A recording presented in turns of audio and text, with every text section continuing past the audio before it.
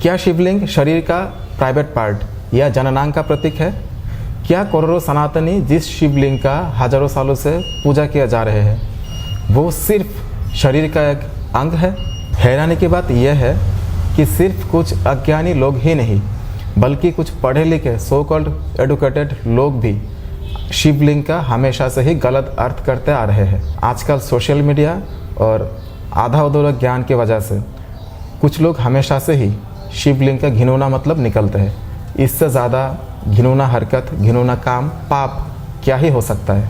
तो आप मुझे बताइए कि आखिर में शिवलिंग है क्या? वास्तव में शिवलिंग का मतलब क्या है? क्या शिवलिंग एक प्राइवेट पार्ट है, जननांग है? तो आज हम इस वीडियो में प्रमाण के साथ शिवलिंग का असली मतलब को जानेंगे। नमस्ते, ओम नमः शिवाय। आप सबको महाशिवरात्रि का इस पावन अवसर पर बहुत बहुत शुभकामना और बधाई। भगवान शिव आपका मंगल करे। मैं अभी बैठा हूँ गोरक्षनाथ मंदिर में और मेरे पीछे आप देख सकते हो नर्मदेश्वर शिवलिंग। आज का ये वीडियो शिवलिंग का असली मतलब और शिवलिंग का सच पर। दोस्तों, क्योंकि हमें शिवलिंग का असली मतलब पता नहीं है और जब इसी वजह से जब कुछ लोग शिवलिंग का गलत अर्थ निकालते हैं, घिनौना अर्थ करते हैं और गलत इंटरप्रिटेशन का हवाला देते हैं, तब हम मुंह बंद करके वहाँ से चले आते हैं क्योंकि हमारे पास जवाब नहीं होता। इस वीडियो के बाद जब भी कोई आपके सामने शिवलिंग का अपमान करेंगे, घिनौना अर्थ निकालेंगे, तो आप कम से कम उनको जवाब दे पाओगे प्रमाण के साथ। इस वीडियो में मैं आज प्रमाण पेश करूँगा दर्शन शास्त्र जैसे सांख्य दर्शन, न्याय दर्शन, वैशेषिक दर्शन से, और पुराणों में वामन पुराण, शिव महापुराण और लिंग महापुराण, वहाँ से मैं आपको प्रमाण पेश करूँगा। और उससे ज़्यादा ऑथेंटिक ग्रंथ और कुछ हो ही नहीं सकता। मैं जिस ग्रंथ का नाम बताया, हर कहीं पे लिंग शब्द का असली मतलब लिखा हुआ है। पहले बात करते हैं सांख्य दर्शन के बारे में, जो कम से कम 5000 साल पुराना है और कपिल मुनि ने लिखा है। बहुत ही पुराना दर्शन है और इसमें अगर आप देखेंगे कि सांख्य में 3 प्रमाण को माना गया है। एक है प्रत्यक्ष, फिर अनुमान और शब्द प्रमाण। यह चौथा कारिका में आपको मिलेगा। आप जो नेक्स्ट कारिका है, 5वां कारिका, वो बहुत इंपॉर्टेंट है। वहाँ पे क्या लिखा है एक बार देखिए। 5वां कारिका में यह कहा जा रहा है कि प्रति विषय अध्यावसाय दृष्टं त्रिविधम अनुमान ख्यातम तल्लिंग लिंगी पूर्वकम आप्त श्रुतिराप्त वचनंत। अनुमान प्रमाण मतलब आप कार्य को देख करके जब कारण का पता लगाते हो, जैसे आपने धुआं देख लिया तो आपको पता चला कि आग है, मतलब आग हो गया कारण, धुआं हो गया कार्य। मतलब आप कार्य को देख करके कारण का पता लगा सकते हो, तो वो हो गया अनुमान। तो अनुमान 2 प्रकार की होती है। एक होता है लिंग पूर्वक, दूसरा होता है लिंगी पूर्वक।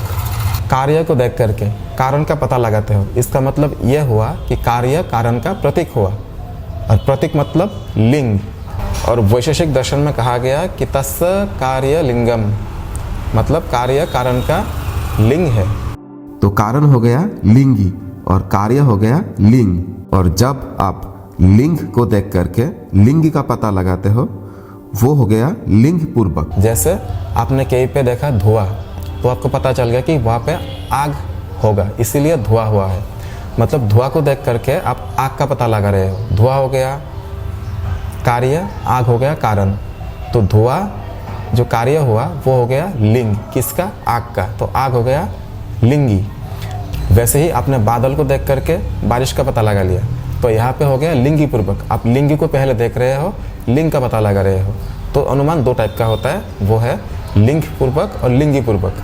तो आपको लिंग का पता चल गया होगा कि लिंग मतलब प्रतीक होता है, चिन्ह होता है, जननांग नहीं होता। संसार में प्रत्येक वस्तु का कोई ना कोई चिन्ह होता है, पहचान होती है, प्रतीक होती है, जिसके द्वारा इंद्रियों से प्रत्यक्ष रूप से उस वस्तु को देखे बिना उस वस्तु का ज्ञान हो जाता है। हमारे दर्शन शास्त्रों में लिंग का मतलब है चिन्ह, संकेत, व्याप्य, साधन, प्रतीक, लक्षण।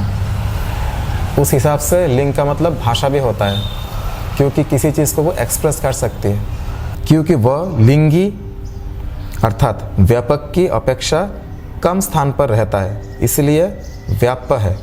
क्योंकि यह लिंगी या साध्य की सिद्धि में सहायक होती है, इसीलिए लिंग को साधन भी कहा जाता है। आप बात करते हैं हजारों साल पुराना न्याय शास्त्रों की, जिसका रचयिता है अक्षपाद गौतम मुनि, और उसमें भी लिंग शब्द का मतलब बताया गया है।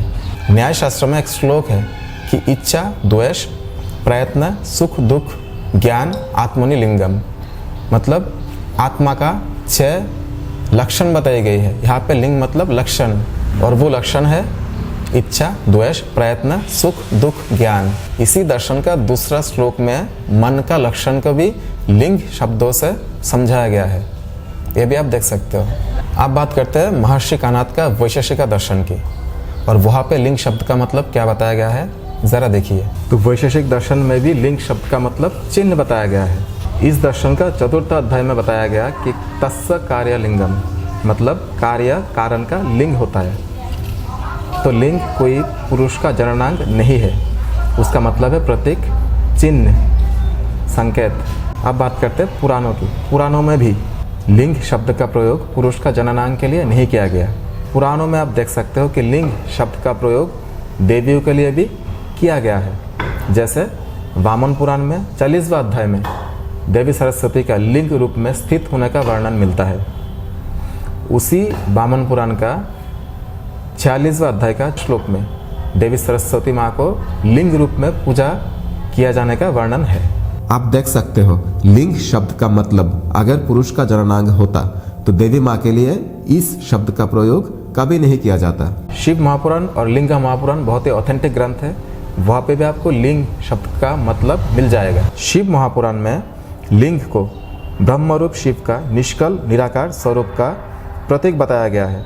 शिवलिंग साक्षात ब्रह्म का प्रतीक है। क्योंकि शिव निराकार निष्कल है तो इसलिए उनकी पूजा में निष्कल लिंग का उपयोग होता है। लिंग महापुराण का 3रा अध्याय में शिव को अलिंग बताया गया है, और उसी निर्गुण निराकार परमात्मा अलिंग से लिंग का उत्पत्ति हुआ है। अब लिंग महापुराण का 17वां अध्याय आप देख सकते हो, वहाँ पे 33, 34 और 35 नंबर श्लोक में आप देख सकते हो, जब ब्रह्मा जी और विष्णु जी आपस में लड़ रहे थे तो उनका कलह दूर करने के लिए भगवान शिव लिंग के रूप में प्रकट हुए थे, स्तंभ के रूप में प्रकट हुए थे, और वही शिवलिंग है, उस परम ब्रह्म निराकार निर्विकार निष्कल शिव का प्रतीक। तो आपने देखा कि दर्शनों में पुराणों में कहीं भी लिंग का मतलब गलत तरीके से नहीं बताया गया। लिंग का मतलब होता है चिन्ह, प्रतीक, पहचान, लक्षण, जो कि उस निर्विकार निराकार निष्कल परमात्मा का, उस परम ब्रह्म का प्रतीक है। अब जैसे मेरे पीछे आप देख सकते हो, अगर आप सांख्य दर्शन का बात करें तो इस ब्रह्मांड का सृजन का पीछे 2 तत्व है, वो है पुरुष और प्रकृति। पुरुष मतलब आपका शुद्ध चेतना जो निराकार है, निर्विकार है, वो है शिव, और दूसरा है शक्ति यानी प्रकृति जो सृजन शक्ति है। तो सांख्य दर्शन का दृष्टिकोण से शिवलिंग शिव और शक्ति या पुरुष और प्रकृति का एकता का प्रतीक है। पुरुष माने शुद्ध चेतना, प्रकृति माने शक्ति। और सांख्य दर्शन में हमें यह पता चलता है कि पुरुष हमेशा प्रकृति का जाल में घेरे हुए रहते हैं। प्रकृति के बीचों बीच रहने के बाद भी आप तान के खड़े हो, एकदम सीधा, अपने लक्ष्य में स्थिर, और वो है पुरुष, वही है शिव। मतलब आप प्रकृति से घिरे होने के बाद भी प्रकृति का काम, क्रोध, लोभ, मोह, मद, मात्सर्य, प्रकृति का रूप रंग से आप अस्पर्शित हो, अप्रभावित हो, आप अपना लक्ष्य में स्थिर हो, वही है शिवलिंग। इसीलिए शिवलिंग इतना पूजनीय है। लिंग महापुराण में 3रा अध्याय में जैसे मैंने बोला है कि भगवान शिव लिंग या स्तंभ के रूप में प्रकट हुए थे, एक अग्नि स्तंभ के रूप में।